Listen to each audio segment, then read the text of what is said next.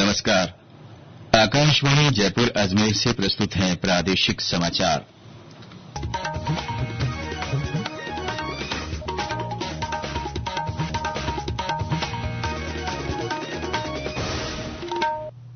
मुख्य समाचार। मुख्यमंत्री भजनलाल शर्मा ने कहा, किसानों की उपज का उचित मूल्य दिलवाना सरकार का ध्येय। मुख्यमंत्री ने श्रीगंगानगर में सरसों की एमएसपी पर खरीद का शुभारंभ किया। शिक्षा मंत्री मदन दिलावर ने आरटीई के तहत ऑनलाइन लॉटरी निकाली। 3 लाख से ज्यादा बच्चों को निजी स्कूलों में निःशुल्क प्रवेश मिलेगा। केंद्रीय मंत्रिमंडल ने प्रधानमंत्री कृषि सिंचाई योजना के तहत कमांड एरिया डेवलपमेंट और जल प्रबंधन के आधुनिकीकरण को मंजूरी दी। और प्रदेश में अधिकतर स्थानों पर तेज गर्मी का असर जारी। श्रीगंगानगर और दौसा में हल्की बरसात। समाचारों के साथ मैं महेश सिंह और अब समाचार विस्तार से। मुख्यमंत्री भजनलाल शर्मा ने आज श्रीगंगानगर में सरसों के न्यूनतम समर्थन मूल्य एमएसपी पर खरीद का शुभारंभ किया। उन्होंने नई धान मंडी में किसानों को बेचान पर्ची देकर एमएसपी पर सरसों खरीद कार्य की शुरुआत की। सरकार ने सरसों के लिए न्यूनतम समर्थन मूल्य 5,950 रूपये प्रति क्विंटल निर्धारित किया है। वहीं चने की खरीद 5,650 रूपये प्रति क्विंटल के हिसाब से की जाएगी। सरसों खरीद के लिए 13,22,000 मीट्रिक टन का लक्ष्य रखा गया है। एमएसपी आधार पर 5,46,000 मीट्रिक टन चने की खरीद की जाएगी। इस दौरान मुख्यमंत्री ने किसानों से संवाद करते हुए कहा कि उनकी उपज का उचित मूल्य दिलवाना सरकार का ध्येय है। उन्होंने कहा कि खरीद का किसानों के लिए बैंकों में खाते में सीधा भुगतान समय पर निश्चित किया जाएगा। श्री शर्मा ने कहा कि राज्य सरकार ने पूर्ववर्ती कांग्रेस सरकार के मुकाबले सरसों खरीद के मूल्य में 900 रूपये की बढ़ोतरी की है। उन्होंने कहा कि मौजूदा भाजपा सरकार किसानों की समृद्धि के लिए काम कर रही है। न्यूनतम समर्थन मूल्य किसानों के हित में रखते हुए सरसों के लिए 5,950 रूपये प्रति क्विंटल रखा है। हमारी सरकार ने इस साल 13,22,000 मैट्रिक सरसों खरीदने का लक्ष्य भी रखा है। इसी तरह से 5,650 रूपये प्रति क्विंटल एमएसपी 5,40,000 मैट्रिक टन चना भी खरीदा जा रहा है। हमने मूंगफली की खरीदारी भी सबसे ज्यादा की है। पिछली सरकार ने अपने पूरे 5 साल में करीब 5,53,000 मैट्रिक टन मूंगफली खरीदी थी और हमने एक साल में 4,85,000 मैट्रिक टन मूंगफली हमने खरीदी है। राज्य में सरसों और चने की न्यूनतम समर्थन मूल्य एमएसपी पर खरीद कल से शुरू होगी। श्रीगंगानगर और हनुमानगढ़ में आज से इसकी शुरुआत हुई। इसके लिए किसानों ने 1 अप्रैल से पंजीकरण करवाया था। राजफेड के वाणिज्य महाप्रबंधक कार्तिक मिश्रा ने आकाशवाणी को बताया कि अब तक 1,20,000 से अधिक किसान पंजीकरण करवा चुके हैं। उन्होंने बताया कि अभी भी किसान अपनी उपज बेचने के लिए रजिस्ट्रेशन करवा सकते हैं। श्री मिश्रा ने बताया कि खरीद केंद्रों पर छाया, पानी और कानून व्यवस्था बनाए रखने के लिए समुचित प्रबंध किए गए हैं। राज्य में सरसों और चने के न्यूनतम समर्थन मूल्य पर खरीद की जा रही है। किसान जो है अपनी गिरदावरी लाकर और जो भी उसका निकटतम जो उसका केंद्र है उसकी तहसील में वहां पर जाकर पंजीयन करा सकता है। अब तक लगभग 1,20,000 किसानों ने पंजीयन करा लिया है। इस बार हम नेफेड और एनसीसीएफ के माध्यम से पूरे राज्य में खरीद कर रहे हैं। 522 केंद्र अब तक जो है हम बना चुके हैं। किसानों के लिए पेयजल की व्यवस्था, धूप से बचाव के लिए तिरपाल वगैरह की व्यवस्था, समुचित व्यवस्था के लिए हमारे सारे जो रजिस्ट्रार हैं उनको फील्ड में निर्देश दिए जा चुके हैं और पूरी तरह से पारदर्शी व्यवस्था है। जैसे ही किसान की खरीद हो जाती है वेयर हाउस वगैरह में जमा करा के और तुरंत ऑनलाइन उनके खाते में भुगतान की भी व्यवस्था है। शिक्षा मंत्री मदन दिलावर ने आज शिक्षा का अधिकार आरटीई अधिनियम के तहत ऑनलाइन लॉटरी निकाली। इसमें 3 लाख से ज्यादा बच्चों को राज्य के कुल 34,799 निजी स्कूलों में निःशुल्क प्रवेश मिलेगा। शैक्षणिक सत्र 2025-26 के लिए ये लॉटरी जयपुर के शिक्षा संकुल में निकाली गई। शिक्षा मंत्री ने कहा कि इससे वंचित और कमजोर तबके के बच्चों को मुफ्त शिक्षा सुविधा मिल सकेगी। उन्होंने कहा कि प्रदेश में शिक्षा के क्षेत्र में निवेश के लिए कई लोगों ने रुचि दिखाई है। उन्होंने बताया कि राइजिंग राजस्थान के दौरान हुए 261 एमओयू अनुमोदित किए गए हैं। इससे करीब 15,500 करोड़ रुपए की राशि का निवेश होगा।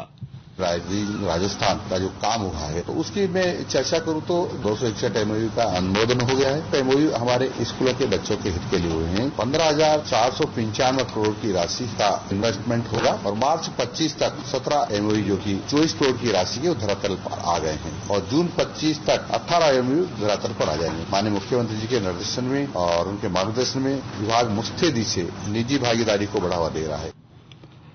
प्रधानमंत्री नरेंद्र मोदी ने नई दिल्ली में दुबई के क्राउन प्रिंस शेख हमदान बिन मोहम्मद बिन राशिद अल मखतूम से अपने निवास पर मुलाकात की।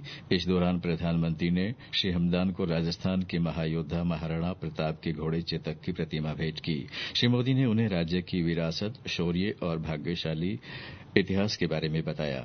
साथ ही चेतक के ऐतिहासिक योगदान की जानकारी दी। उन्होंने बताया कि अश्व चेतक ने युद्ध के मैदान में अपने प्राणों की आहुति देकर महाराणा प्रताप के जीवन की रक्षा की थी। नौकार महामंत्र दिवस आज मनाया गया। प्रधानमंत्री श्री नरेंद्र मोदी ने विश्व नौकार मंत्र दिवस पर नई दिल्ली में समारोह को संबोधित किया। उन्होंने कहा कि जलवायु परिवर्तन आज दुनिया के सामने सबसे बड़ा खतरा है। इसका उपाय समावेशी दिनचर्या है, जिसकी जैन समुदाय सदियों से पालना करता रहा है। प्रधानमंत्री ने नौकार महामंत्र के महत्व पर कहा कि यह विकसित भारत के दृष्टिकोण से जुड़ा है। साथियों, नौकार महामंत्र सिर्फ मंत्र नहीं है, ये हमारी आस्था का केंद्र है, हमारे जीवन का मूल स्वर। और इसका महत्व सिर्फ आध्यात्मिक नहीं है, ये स्वयं से लेकर समाज तक सबको राह दिखाता है। जन से जग तक की यात्रा है। इस मंत्र का प्रत्येक पद ही नहीं, प्रत्येक अक्षर भी अपने आप में एक मंत्र है। राज्यपाल हरिभाऊ बागड़े ने जयपुर में आयोजित कार्यक्रम में नवकार मंत्र को कल्याण प्रार्थना बताया। उन्होंने कहा कि ये मंत्र मानव कल्याण से जुड़ा है, इसमें विश्व शांति की सामूहिक भावना सम्मिलित है। कार्यक्रम का आयोजन जैन इंटरनेशनल ट्रेड ऑर्गेनाइजेशन जीतो की ओर से किया गया। महावीर जयंती का पर्व कल मनाया जाएगा। इस अवसर पर शोभा यात्राएं और प्रभात फेरियां निकाली जाएंगी। इसके साथ ही जैन मंदिरों में अभिषेक के कार्यक्रम होंगे। महावीर जयंती के अवसर पर करौली जिले में श्री महावीर जी के कल मुख्य मेला भरेगा। सवाई माधोपुर के श्री दिगंबर जैन आदर्श महिला महाविद्यालय में आज संगोष्ठी और जागरूकता कार्यक्रम का आयोजन किया गया। केंद्रीय संचार ब्यूरो के क्षेत्रीय कार्यालय की ओर से हमारा संविधान हमारा स्वाभिमान विषय पर संगोष्ठी हुई। ये समाचार आकाशवाणी जयपुर अजमेर से प्रसारित किए जा रहे हैं। समाचारों में आपका फिर स्वागत है। केंद्रीय मंत्रिमंडल की बैठक में आज कई अहम फैसलों को मंजूरी दी। सूचना और प्रसारण मंत्री अश्विनी वैष्णव ने नई दिल्ली में इन निर्णयों की जानकारी दी। उन्होंने बताया कि कैबिनेट ने वर्ष 2025-26 की अवधि के लिए प्रधानमंत्री कृषि सिंचाई योजना की उपयोजना के रूप में कमांड एरिया डेवलपमेंट और जल प्रबंधन के आधुनिकीकरण को स्वीकृति दी है। इसका शुरूआती खर्च 1,600 करोड़ रुपए होगा। श्री वैष्णव ने कहा कि इससे किसानों को प्रति बूंद अधिक फसल प्राप्त करने में सहायता मिलेगी। इस योजना का उद्देश्य मौजूदा नहरों और अन्य स्रोतों से सिंचाई के पानी की आपूर्ति का आधुनिकीकरण करना है। आज एक बहुत इम्पोर्टेंट स्कीम पीएम कृषि सिंचाई योजना का सब स्कीम है, वो अप्रूव की गई है। इसमें बेसिकली बड़ी कैनाल से खेत में ले जाने के लिए इंस्टेड ऑफ यूजिंग कच्चे कैनाल के पास में एक पंप हाउस बनाया। उस पंप हाउस से पानी पंप किया, प्रेशराइज्ड पाइप से पानी को खेत के हर हिस्से पे लेके गए और वहां पे माइक्रो इरिगेशन, तो पानी तो बचेगा ही बचेगा, पर ड्रॉप मोर क्रॉप किसानों को मिलेगा। भारतीय रिजर्व बैंक आरबीआई ने नीतिगत रेपो दर में 25 आधार अंकों की कमी की है। रेपो दर अब 6% हो गई है। आरबीआई ने 5 साल में लगातार दूसरी बार रेपो दर घटाई है। इससे पहले फरवरी में रेपो दर कम की गई थी। आज मुंबई में रिजर्व बैंक के गवर्नर संजय मल्होत्रा ने ये जानकारी दी। उन्होंने बताया कि 6 सदस्यों की मौद्रिक समिति ने इस वित्त वर्ष की पहली बैठक में सर्वसम्मति से ये फैसला किया। उन्होंने कहा कि खुदरा महंगाई दर 2025-26 में 4% रहने की संभावना है। श्री मल्होत्रा ने कहा कि 2025-26 के लिए सकल घरेलू उत्पाद जीडीपी वृद्धि दर 6.5% रहने का अनुमान है। प्रधानमंत्री नरेंद्र मोदी ने कहा है कि वक्फ संशोधन विधेयक 2025 सामाजिक न्याय की दिशा में महत्वपूर्ण कदम है। उन्होंने कहा कि अब वक्फ की पवित्रता संरक्षित रहेगी। इसके साथ ही कमजोर तबके और मुस्लिम महिलाओं के अधिकारों की सुरक्षा होगी। वक्फ संशोधन से महिला सशक्तिकरण को बढ़ावा मिलेगा। और ब्यौरा हमारी सहयोगी से। वक्फ पीढ़ियों से शिक्षा, स्वास्थ्य सेवा और रोजगार के लिए धन उपलब्ध करवाने में मददगार रहा है। वक्फ संशोधन अधिनियम में मुस्लिम महिलाओं को सशक्त बनाने का प्रयास किया गया है। इसमें प्रावधान किया गया है कि कोई भी व्यक्ति महिला उत्तराधिकारियों को विरासत का उचित हिस्सा दिए बिना संपत्ति वक्फ यानी दान नहीं कर सकता। इसके अलावा अधिनियम मुस्लिम महिलाओं को आर्थिक रूप से स्वतंत्र बनाने के लिए व्यावसायिक प्रशिक्षण केंद्र और स्वयं सहायता समूहों को बढ़ावा देने की भी पहल करता है। आने वाले समय में ये सुधार मुस्लिम महिलाओं के लिए संभावनाओं के नए द्वार खोलेंगे। अधिनियम में एक और बड़ा बदलाव करते हुए वक्फ रिकॉर्ड का डिजिटलीकरण करने का फैसला लिया गया है। इससे अतिक्रमण रुकेंगे और पारदर्शिता आएगी। समाचार कक्ष से सालिहा गाजी। प्रदेश में अधिकतर स्थानों पर तेज गर्मी का असर जारी है।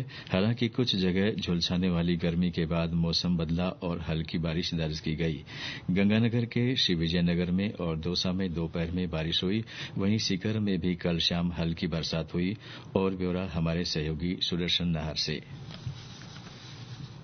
बाड़मेर में आज लगातार चौथे दिन पारा 46 डिग्री सेल्सियस के पार रहा, जो सामान्य से 7 डिग्री सेल्सियस अधिक है। जैसलमेर, बीकानेर, चित्तौड़गढ़ और चूरू में अधिकतम तापमान 44 से 46 डिग्री सेल्सियस के बीच मापा जा रहा है। इसके अलावा अधिकतर स्थानों पर दिन का तापमान औसतन 42 डिग्री सेल्सियस से ऊपर है। राज्य में पड़ रही तेज गर्मी और लू को देखते हुए प्रशासन द्वारा लोगों से सावधान और सतर्क रहने की अपील की जा रही है। जिला